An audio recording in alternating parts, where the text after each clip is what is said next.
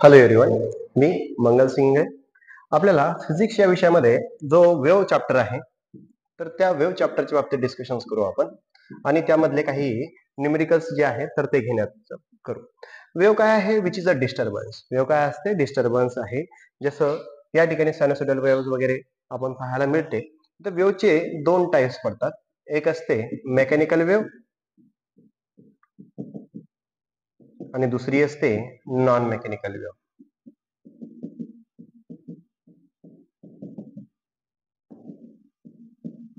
या non mechanical वेव्हला दुसरं नाव आहे इलेक्ट्रोमॅग्नेटिक वेव्ह. मेकॅनिकल वेव्हला मीडियमची गरज लागते. Medium which is a required for the propagation.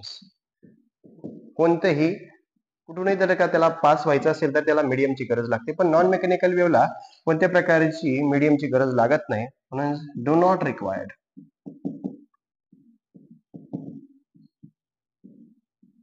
Medium for the propagation. या मेकॅनिकल वेव्हज मध्ये एक्झाम्पल्स आपल्याला पाहायला भेटते. साऊंड आहे, वॉटर वेव्हज आहे,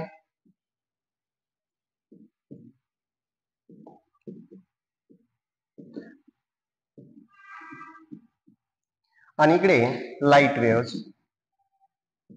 इन्फ्रारेड, अल्ट्राव्हायलेट जे काही आहेत तर इलेक्ट्रोमॅग्नेटिक वेव्हज मध्ये किंवा नॉन मेकॅनिकल वेव्हज मध्ये मोडतात. त्यानंतर या मेकॅनिकल वेव्हचे दोन टाइप्स पडतात. एक आहे प्रोग्रेसिव्ह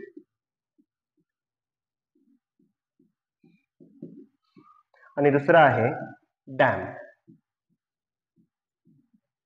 वेव्ह ही पिरियडिक वगैरे जो काही कन्सेप्ट आहे तो नंतर बघू आपण. फक्त जस्ट एक डिटेल मध्ये थोडंसं आपण पाहतोय वेव्हच्या बाबतीत आपल्याला न्यूमेरिकल सॉल्व्ह करायचं या हिशोबाने.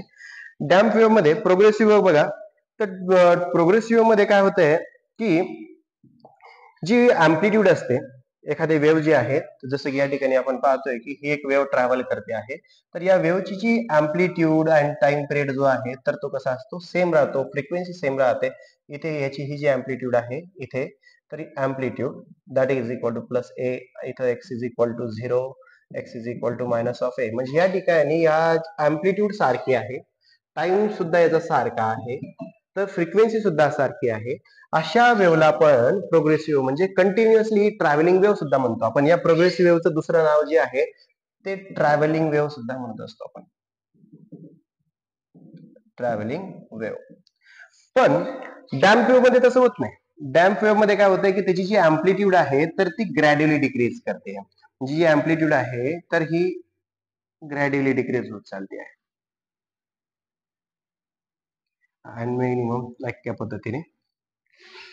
ठीक आहे. या प्रोग्रेसिव्ह वेव्हचे दोन टाइप्स पडतात.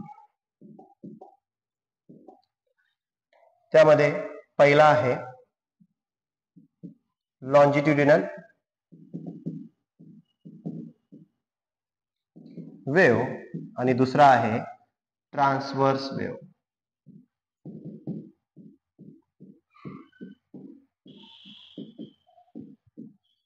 या लॉन्जिट्युडिनल वेव्ह एखाद्या मीडियम मधून पास केली असतं, त्याचं जे फॉर्मेशन होते तर ते होते रेरिफिकेशन अँड कंप्रेशन. आता या ठिकाणी रेरिफिकेशन म्हणजे जी काही लॉन्जिट्युडिनल वेव्ह जी ट्रॅव्हल करते आहे तर त्याचे जे पार्टिकल्स असतात तर ते डायरेक्शन ऑफ प्रोपगेशनला म्युच्युअली पॅरलल काय होत असतात? व्हायब्रेट होत असतात. ज्याची जी काही डायग्राम आहे तर आपल्याला अशी पाहायला भेटते आहे.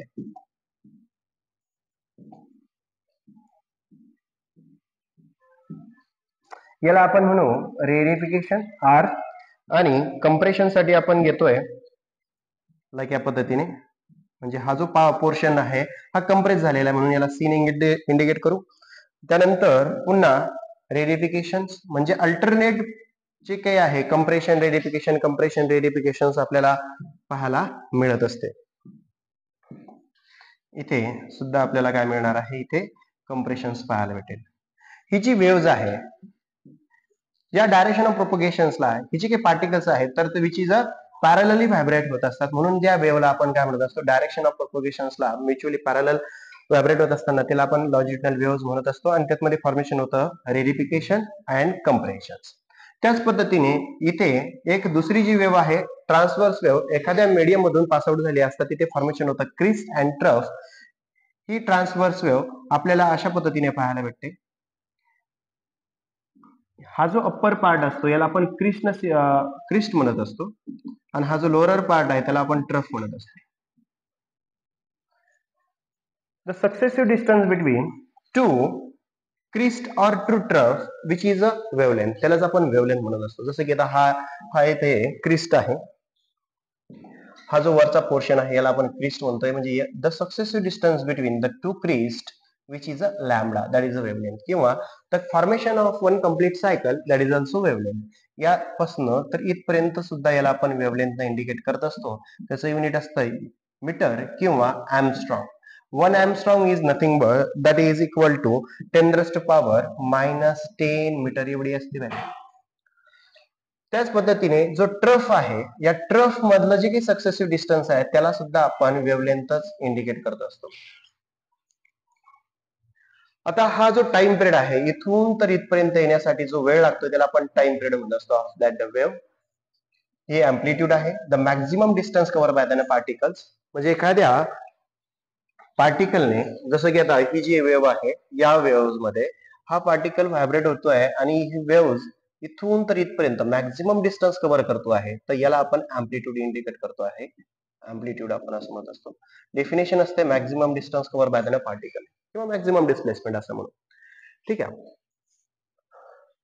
पुढे गेलं असता त्याची जी व्हेलॉसिटी आहे, वेव्ह व्हेलॉसिटी, तर तो सिम्बलाइज करतो आपण. आपल्याला माहिती आहे व्हेलॉसिटी किंवा स्पीडचा फॉर्म्युला डिस्टन्स अपॉन टाइम असते. आपल्याला माहिती आहे स्पीडचा formula.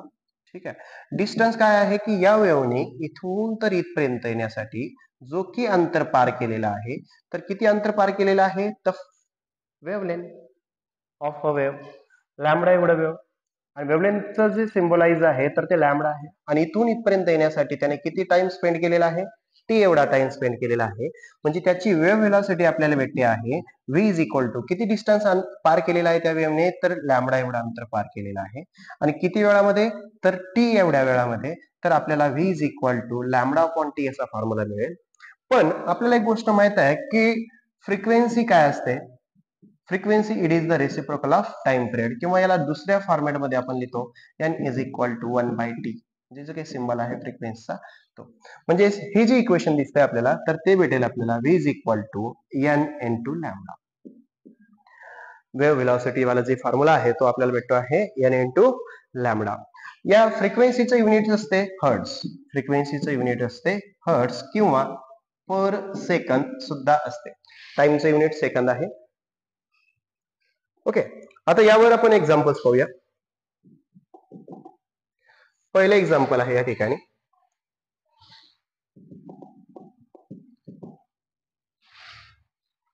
A wavelength 0.60 centimeter is produced in air. काय सांगतोय, a wavelength 0.60 centimeter is produced in air and it travel at a speed of 300 meter per second. It will be an, तर ती कशा पद्धतीची असणार आहे, ऑडिबल आहे की इन्फ्रासॉनिक आहे किंवा अल्ट्रासॉनिक वेव्ह आहे किंवा यापैकी नाहीये. तर फर्स्ट ऑफ ऑल आपल्याला काय काढायला सांगितलेलं आहे या ठिकाणी, तर फ्रिक्वेन्सी त्याची विचारलेली आहे. आपल्याला माहित आहे की जो की ह्युमन्स असतात तर ते 20 हर्ट्स पासून तर 20 किलो हर्ट्स एवढी फ्रिक्वेन्सी ऐकू शकतात. ठीक आहे, आता इथे काय आहे, 20 हर्ट्स या फ्रिक्वेन्सी पेक्षा जर का कमी फ्रिक्वेन्सी असेल त्याला आपण इन्फ्रासोनिक असं म्हणतो. इन्फ्रासोनिक वेव्ह असं म्हणत असतो, जी 20 हर्ट्स पेक्षा कमी आहे. टू द 2000 म्हणजे 20,000 हर्ट्स एवढी जी फ्रिक्वेन्सी असते, म्हणजे 20,000 हर्ट्स पेक्षा जर का मोठी असेल तर त्याला आपण अल्ट्रासॉनिक म्हणत असतो. त्याला काय म्हणत असतो आपण, अल्ट्रासॉनिक म्हणत असतो. अल्ट्रासॉनिक. ठीक आहे, मग आता आपल्याला यावरच प्रश्न विचारलेला आहे की काय या ठिकाणची जी काही वेव्ह आहे तर कोणत्या प्रकारची वेव्ह आहे. इथं गिवन मध्ये काय दिलेलं आहे आपल्याला की वेव्हलेंथ या ठिकाणी दिलेली आहे, तर वेव्हलेंथ आहे 0.60 सेंटीमीटर आणि त्या ठिकाणची व्हेलॉसिटी दिलेली आहे तुम्हाला 300 मीटर पर सेकंड एवढी. आणि आपल्याला विचारलेलं आहे की फ्रिक्वेन्सी काय असणार आहे, तर आपल्याला फॉर्म्युला माहिती आहे. आता जस्ट आपण पाहिला की v is equal to n lambda वाला फॉर्म्युला आपल्याला माहित आहे. यावरून कन्वर्ट केला असता आपल्याला n is equal to v upon lambda असं मिळते.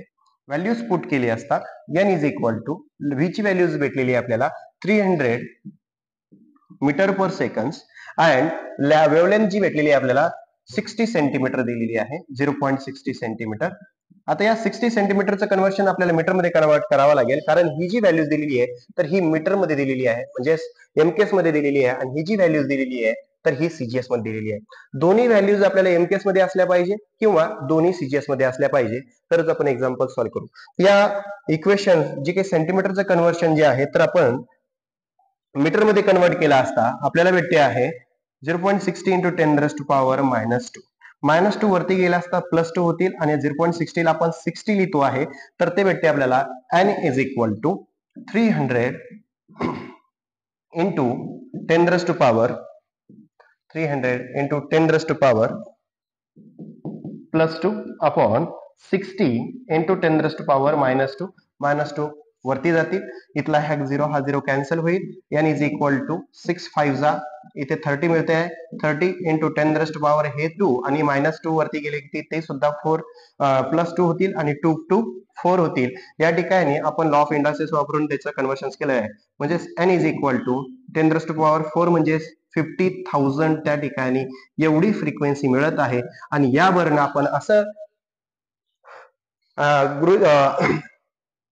कन्क्लुजन करतो आहे की जी की फ्रिक्वेन्सी आहे जी मानव ऐकू शकतो, ह्युमन्स ऐकू शकतात, तर 20 हर्ट्स पासून तर 20 किलो हर्ट्स पर्यंत ऐकू शकतो.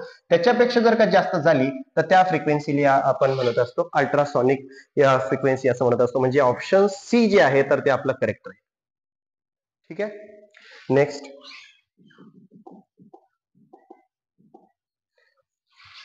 त्यानंतर दुसरं एक्झाम्पल दिलेलं आहे आपल्याला. या इक्वेशन्स मध्ये काय दिलेलं आहे बघा. The speed of a sound 332 metre per second, म्हणजे व्हेलॉसिटी आपल्याला दिलेली आहे, व्ही दिलेला आहे आपल्याला, full stop. The speed of a sound in air, म्हणजे हवेमध्ये आपल्याला त्या ठिकाणी स्पीड काय दिलेला आहे, speed in air kilometre per hour आपल्याला विचारलेला आहे. म्हणजे जो की speed of the sound 332 metre per second मध्ये दिलेला आहे, त्याचं कशामध्ये कन्वर्ट करा सांगतोय तो, तर किलोमीटर पर हवर मध्ये काय असेल.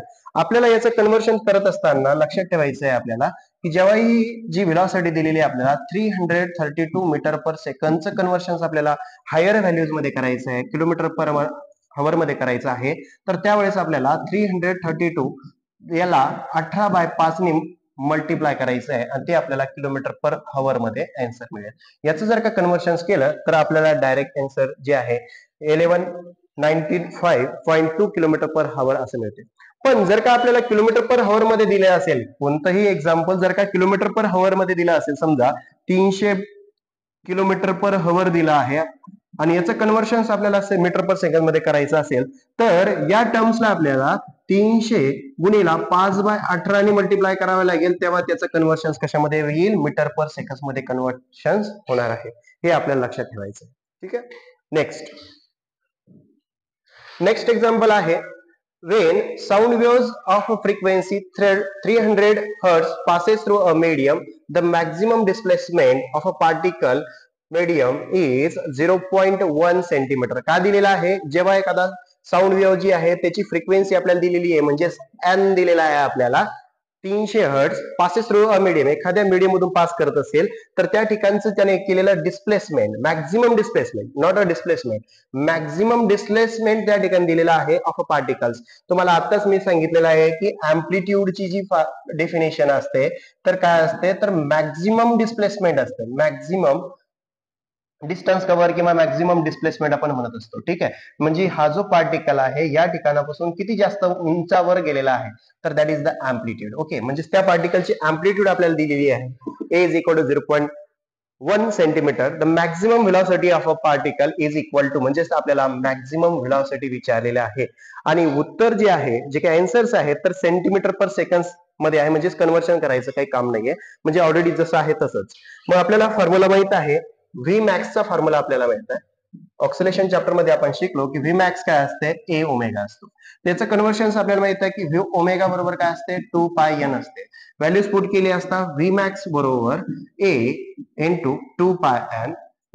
ए भेटलेला आहे आपल्याला 0.1 सेंटीमीटर, 0.1 इंटू 2π इंटू एन किती दिलेला आहे आपल्याला, 300. किती दिलेला आहे, 300 दिलेला आहे. इथे 3 into 2 that is equal to 6. किंवा 600 पाय म्हणू आपण, आणि याला जर का आपण 0.1 न मल्टिप्लाय केलं तर आपल्याला काय मिळते 60 पाय सेंटीमीटर पर सेकंद आपल्याला असे आन्सर मिळेल. याला मल्टिप्लाय करा किंवा 1/10 न जर का डिवाइड केलं तर याला 0 कॅन्सल होईल, 60 सेंटीमीटर पर सेकंद आन्सर येऊन जाईल. म्हणजे ऑप्शन ए या ठिकाणी करेक्ट राहील. त्यानंतर which of the following do not required material medium for the transmissions.